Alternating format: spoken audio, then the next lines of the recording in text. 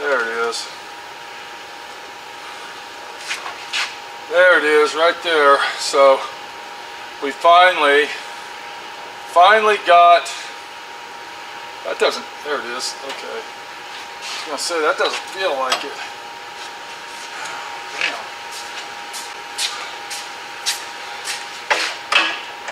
There's the socket we need right there. Well, we just got our parts from O'Reilly's, because we had to order these from O'Reilly's. So we had to get all this shit from O'Reilly's, because the online service place that I ordered them at, well, you kind of know the story. You saw the backstory of it. This is what they sent in their $350 kit that doesn't even go to this fucking car. So I had to wait a week to get these. Ain't that great? Ain't that honestly great? And if you're putting these in, I'm going to tell you right now, if you start hammering those in and pounding these in, it's just going to ruin them because of this area right in here. So you can get on Amazon and buy the bushing installation kit, which includes this piece right here that goes in between here. You can see that. And what that does, that saves that from collapsing as you're putting them in. So very, very worth the money. And it also comes with all this other hardware that you saw me putting it in. And it comes for pretty much any and all General Motors bushings or Ford or Chrysler or whatever you're working on. So we got our ball joints installed. We got that inner bushing installed. I don't know if I even showed you the difference. Let me go ahead and show you the difference of what they sent versus what I need for $300 and some odd. So this is what they sent in their $300 and some odd fucking kit. And then this is actually what I need right here. So you can see, let me see if I can get these balanced in my hand. You can see there's quite a bit difference. Now this one here, the big one on this stack, is the same as this one here. But it's this one here that they fucked up on.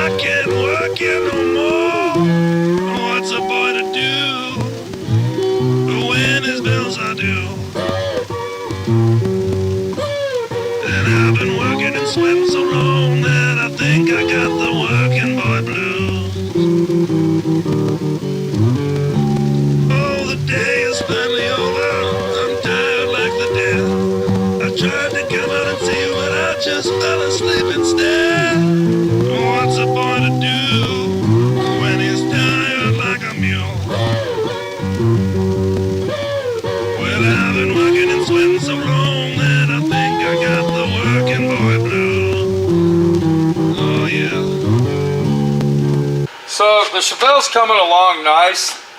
I like the way that's turning out. I'm really debating whether I should put a floor shifter in it and eliminate the column shift, and the reason for that is that column shift is really worn out really bad. So I'm debating whether I ought to buy a floor shifter, but the problem we have with that is that's about another $500 fucking dollars, and then I might as well go ahead and replace the throttle pedal, the gas pedal, and make it into a cable drive instead of a linkage. And by the time we do all that, there's $900, $800, $1,000 fucking dollars doing all that shit. So we're gonna try to get the shifter column shifter working properly so we can continue to use it. But if we can't, then I'm gonna have to go to a fucking floor shifter. I think I only paid $40, 35 bucks for this kit. And let me tell you, it really saves a lot of time and anger management when using it. I can tell you that.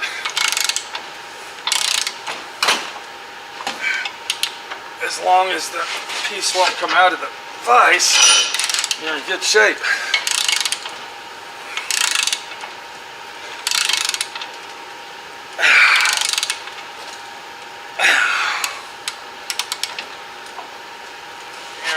We basically completely rebuilt everything on the front end, upper and lower control arms. You can see the new bushings. Still got to tighten these bolts up, but I'm not going to do that until I got the engine in and weight on the front end. And then we got brand new shocks. We got brand new sway bar bushings, inner and outers. We got the bottom inner and outer bushings on the lower control arms, ball joints, tie rod ends. Pretty much everything that you can imagine. The only thing I didn't replace is the pitman arm. There's nothing wrong with that, but we did replace the idler arm with a brand new one. We also went ahead and got a brand new gearbox. This is a 4-to-1. I believe he said it was 1-to-3 or 4-to-1 or something. So it's a close ratio gearbox. The one that we had was leaking, and I went ahead and got this. I didn't know this was made in China when I bought it, but go figure. This is not a General Motors. This is aftermarket, but it will work. So in this box here was our master cylinder, which is basically right here. We're going to go ahead and put a brand new master cylinder on it. This is a heater core. Since I got the front end off the car, I decided, you know, this is an old car, what the fuck. So we're gonna go ahead and replace the heater core. And I'm sure this is probably just like the one in my truck when I replaced it. It's probably not an exact fit due to the fact that it's probably made in China and it might be smaller, but we're gonna go ahead and replace that. What else we got? This is the rag joint that I ordered online and paid 35 bucks for, that they specifically said was for my car. And this is a 32 spline, not a 26 spline, and it doesn't have the flat shaft on it. And I don't even know where I bought it, because I got this about 4 or 5 months ago. So now I'm stuck with this, and I can't get a refund. And that's one of the fucking problems you have when you're restoring these cars, is when you order this shit online, if you have it too long, either you don't have the receipts, you don't know where the fuck you got it, or the company you got it from tells you that it's been too long. Or they come up with some bullshit excuse and then they force you to pay for the shipping. So by the time I actually boxed that up, paid for the shipping on it, it probably cost more than what the thing cost. In 1966, factory brakes on the front were drum brakes. They were not disc brakes. I believe in 1967, when they made the 67 SS's and other model versions of the Chevelle and the Malibu, they went to a disc brake kit. But in 1966, everything was drum brake. I'm not going to convert mine to disc brakes for two reasons. Because the banker behind the camera will not give me a loan to do that, and the other reason is this is factory original, and when I replace the whole brake system, they're going to work fine for what I'm going to do with it. And I don't think doing that type of an upgrade is actually going to bump the price and the value of the car up compared to how much it would cost to convert it over. Hopefully I don't have to do this, but I might have to get a floor shifter for the transmission. It would be cheaper in the long run to do that than to take this steering column out and try to rebuild that. I don't want to. I want to keep the original shifter on the column. I think that's cool to have that, but if I can't, then we're going to have to get a floor shifter to make it work. So that's just a catch up of what's going on. We finally got all this done. And one more thing, I put a 2-inch drop spring kit all the way around because when you put brand new springs on these old cars, it jacks them up in the air really high. I did a 66 Le Mans fully loaded, and I like the way it sit with the springs collapsed. But then I put brand new springs all the way around and it jacked it up in the air, and I didn't like it. So I went ahead and put brand new springs all the way around, but it's 2-inch drop springs. So I'm gonna go ahead and change these brake shoes out. Minnie, the body shop girl, will be the tool girl today. She'll be handing me tools, and then once we get all that together, it's pretty much a done deal. Now, I did notice that there's a big brake shoe and a small brake shoe. Do you see that, Minnie? Yeah. Remember what happened on the back ones? Yeah. We put them on backwards. I know. So that kind of screwed us up. So this one here is an 8-inch, and then this one is a 10-inch. So we'll remember this time to put them in accordance to where they go, so we don't screw ourselves. That would be a good idea. Yeah, we don't want my friend Pete hollering and screaming and getting loud. So there you go. Let's get these brakes done and move forward. We finally got all the front suspension done. I did order drums for the back. I'm still researching for drums for the front. I can't find any. The drums on the front are actually different, so we're going to have to see what's going on with that deal. So for right now, we're just going to keep what we got.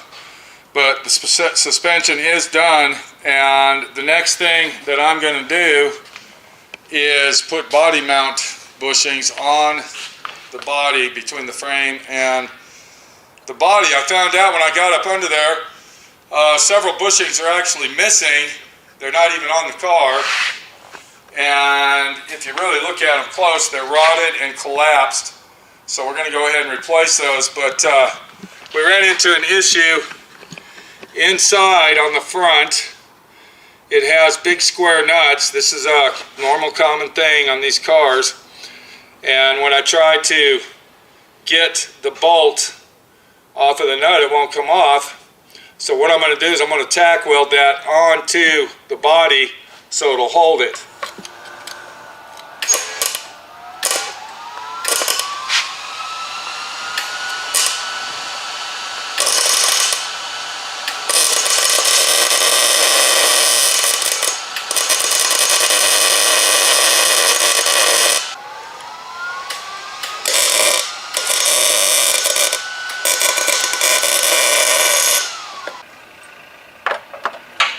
So I'm doing these by hand,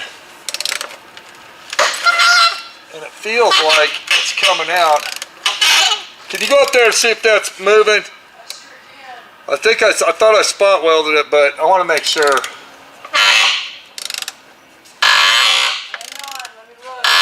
It feels like it's coming loose. Yeah, the nut's not moving. It's not? No. Okay. Well, I think it just broke. Yeah. Well, it sure did. Yeah, Okay, so it did break out, so we'll take our air chisel and knock that bolt out of there. And that is rusted, people. That is rusted. Look at that. So, is this the one that was, this ain't the one that was missing. Okay, so we're going to go ahead and see if this one will loosen up. And, oh shit, that's fucking...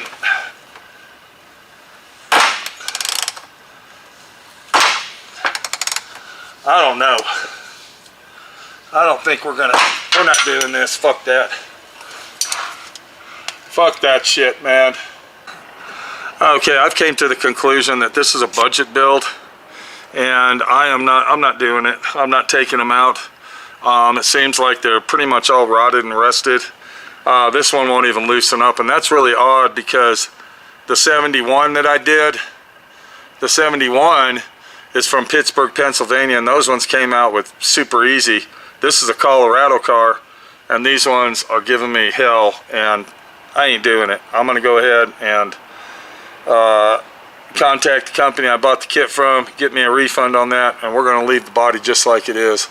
This is a budget build, and I'm gonna tell you right now, I ain't doing it. Fuck it. Come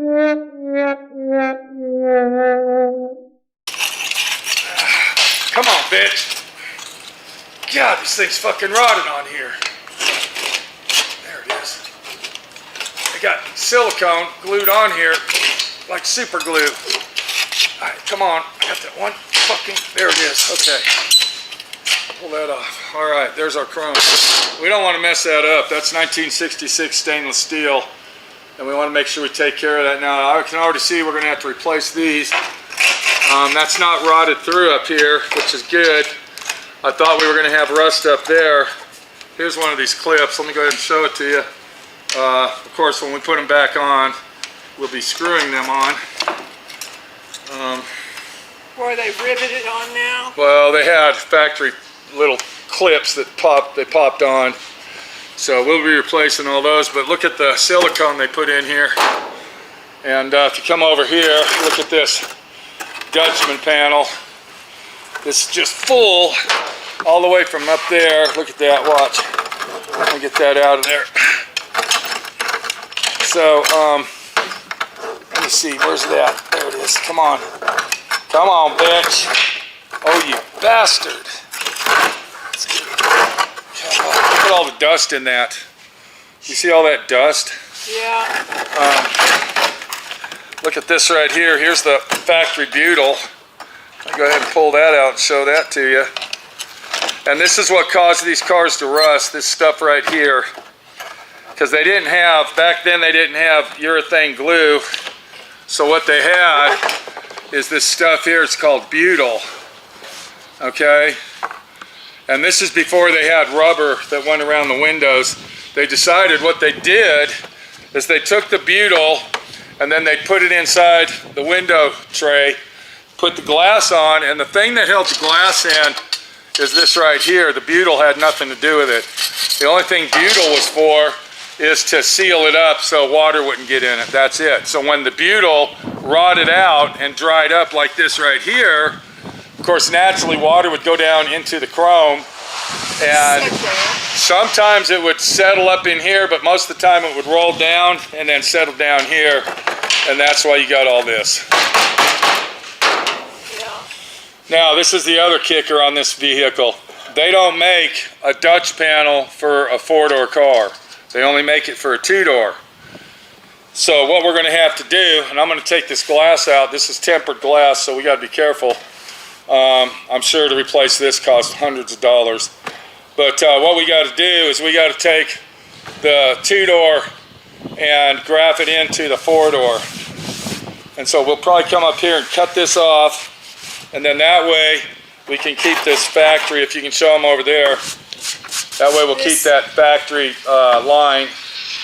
And then all we're going to do is just replace what we need. We're not replacing the whole thing. The whole thing is not like this rotted. Piece right here. So then we come up here to the front windshield, and of course I already have a windshield. It came with the car when I purchased it, and down here you can see where they put silicone all through here as well.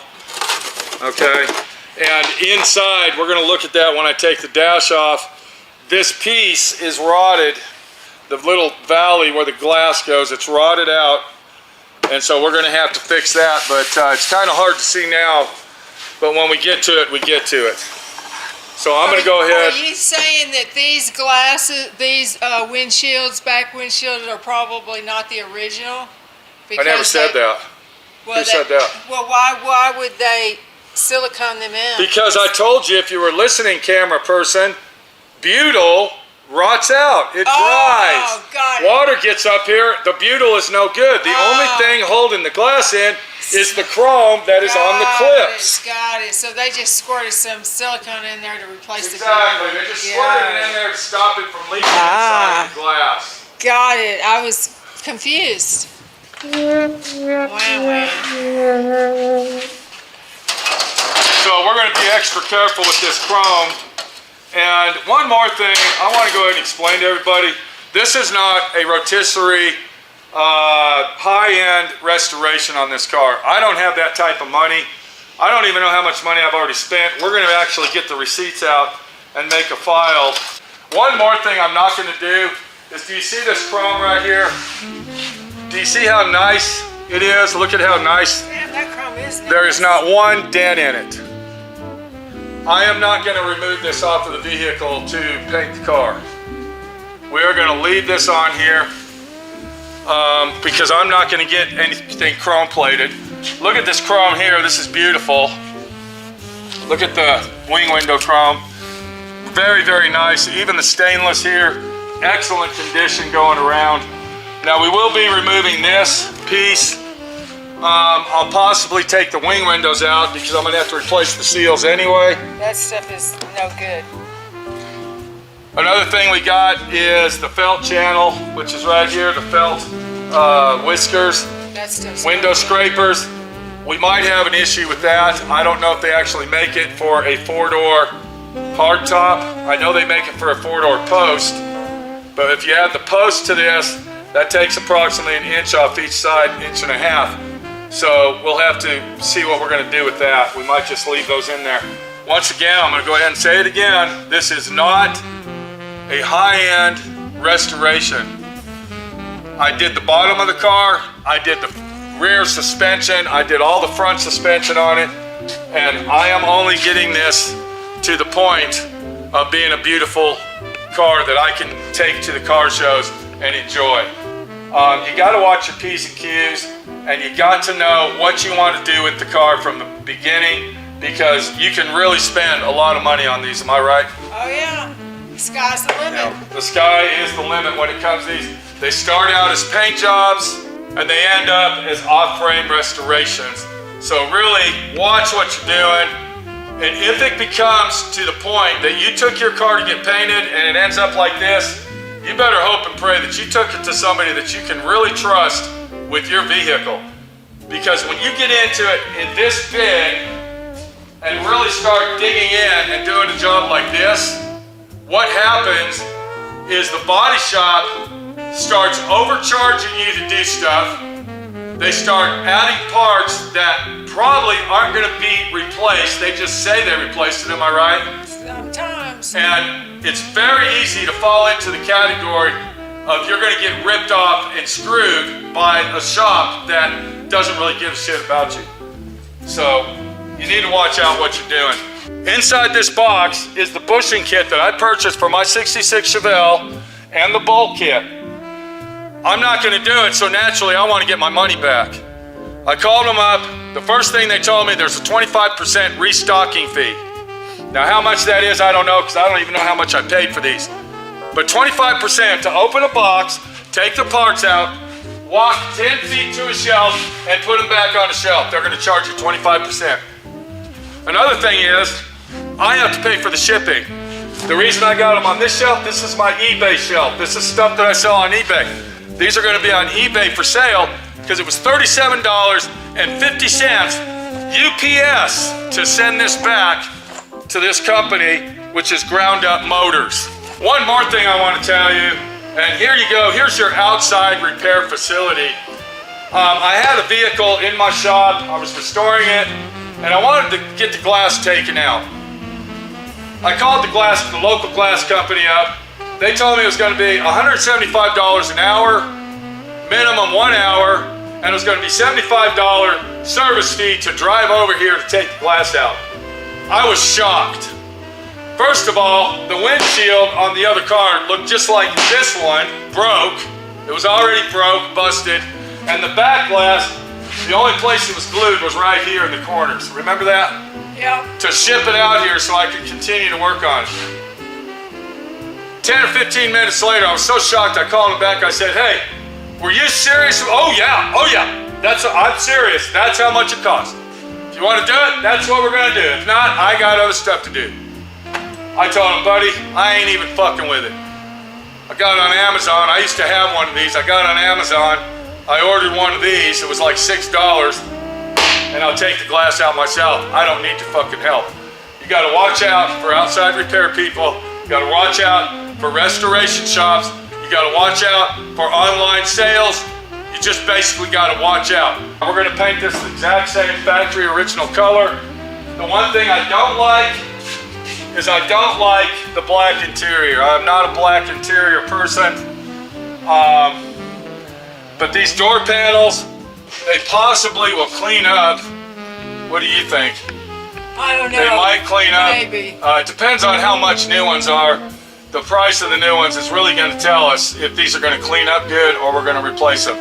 We definitely have to replace the headliner. If you look over there, it's already came apart.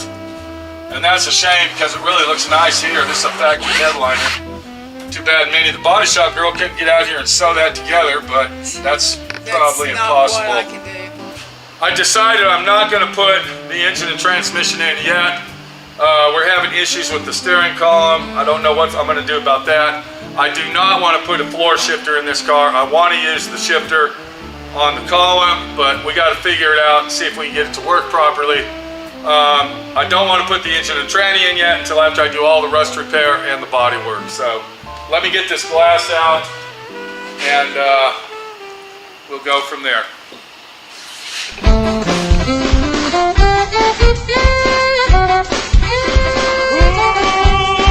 Fuck, fuck, nigga, nigga, shit, fuck. Fuck, fuck, fuck, fuck, fuck, fuck, fuck. Fuck, bastard, fuck, bastard, fuck, bastard, fuck. Fuck, bastard, bastard, bastard, fuck, fuck, fuck. Oh, yeah! Come on! Fuck! Fuck, shit, fuck, shit, fuck, asshole, anus, fuck, fuck. Fuck nigga, fuck nigga. Fucking.